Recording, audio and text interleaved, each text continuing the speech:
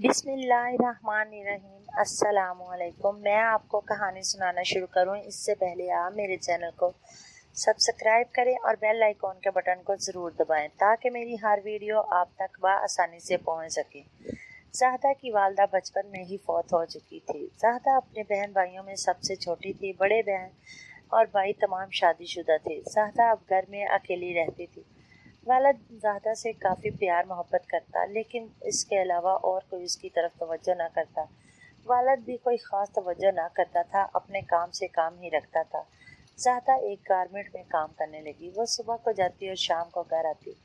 कभी खाना ना नाश्ता करके जाती और ना वापस आकर घर में खाना खाती। वो जो सामान पैसे होते अपने नाश्ता कर लेती और खाना खा लेती।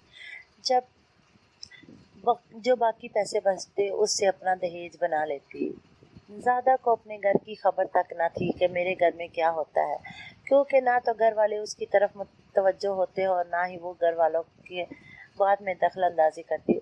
ज़्यादा के वालिद ने एक दिन शादी कर ली। बीवी बहुत चालाक और लूटने वाली औरत निकली। ज़्यादा ने बड़ी मेहनत से पैसे कमाए और अपना दहेज बना के रखा था। कुछ जेवर भी बना रखा था। एक दिन इस औरत ने सारा माल अपने हाथ में समेटा और घर से भाग गई। ज़हदा के वालिद को शाम को पता चला कि वो घर से भाग गई है, और जब शाम को ज़हदा घर में आई तो पता चला कि वो सारा सामान भी समेट कर ले गई है।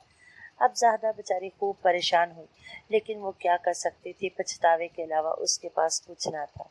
अब उसने दोबारा से सामान बनाना शुरू किया और सारा सामान अपने बड़ी भाभी के यहाँ रखने लगी। बड़ी भाभी काफ़ी अच्छी थी और उसकी तरफ मुतवज्जो भी होती थी। अब वैसे भी सब बहन भाई उसकी तरफ तवज्जो करने लगे, क्योंकि बेचारी तो बगैर किसी वजह के ही लूटी गई थी, और इसी तरह उसका सब ख्याल रखने लगे। आप भी अपने छोटे बहन भाइयों का ख्याल रखा करें ताकि वो ज़िंदगी में खुद को अकेला महसूस ना करे।